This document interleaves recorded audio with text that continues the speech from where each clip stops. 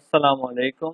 उम्मीद है आप सब खैरियत से होंगे। मैं जिस तरीके से रोज़ आपको पैसे बनाने के तरीके बताता हूँ ऑनलाइन, और उसी तरीके से मैं ये आपको जॉब्स भी बता रहा हूँ, क्या क्राइटेरिया है, एलिजिबिलिटी क्या है, किस तरीके से आपको अप्लाई करना है और इसमें क्या क्या एमसीक्यूज आएंगे। तो मैं भी ये एक साथ साथ वीडियो आपको बनाता रहूँगा। डेली आपको पैसे बनाने की, ऑनलाइन ट्रेडिंग की भी आपको वीडियोज़ मिलती रहेंगी, और साथ ही साथ जब भी जॉब्स आएंगी तो मैं आपको गाइड करता रहूँगा।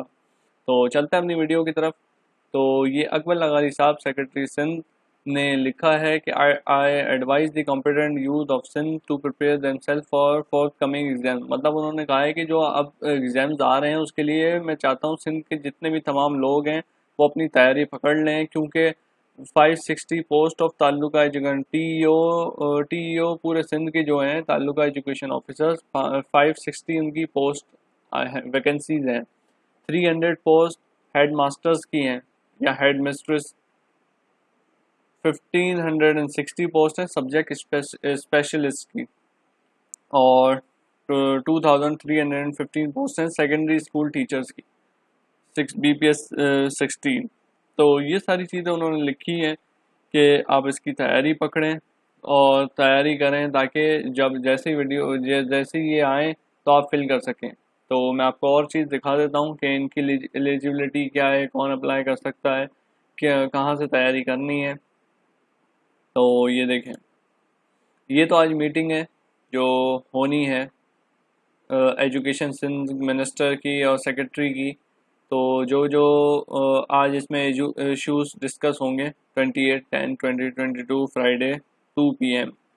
तो ये आज इशूज़ डिस्कस होंगे उसमें।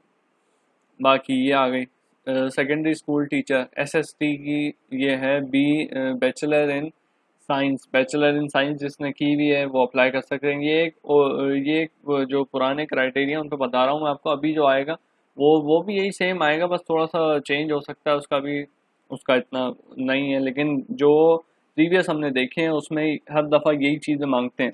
तो आप अपने आप को रेडी कर लें। इसमें बैचलर इन साइंस की है और मिनिमम 50% मार्क्स उन्होंने उठाए हैं और HEC से रिकग्नाइज होनी चाहिए हो, तो वो अप्लाई कर सकते हैं। या जिन्होंने BA किया हुआ है या BCom किया हुआ है तो वो भी अप्लाई कर सकते हैं इसके अंदर।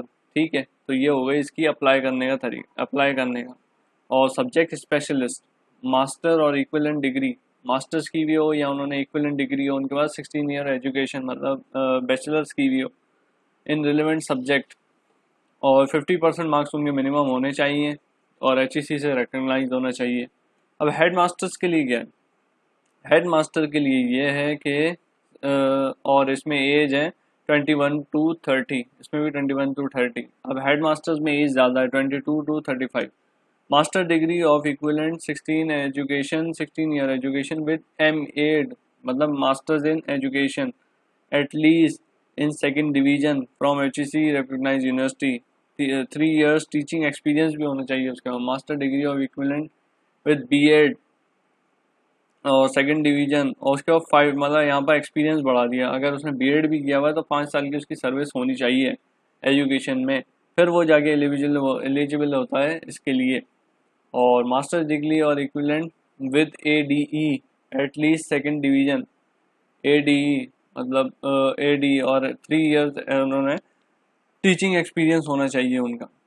इंटरमीडिएट विद B.Ed ऑनर्स, मतलब 4 साल उसने बैचलर उसने में किया हो एजुकेशन में सेकंड डिवीजन से, having at least 5 year teaching experience फिर भी होना चाहिए उसके पास।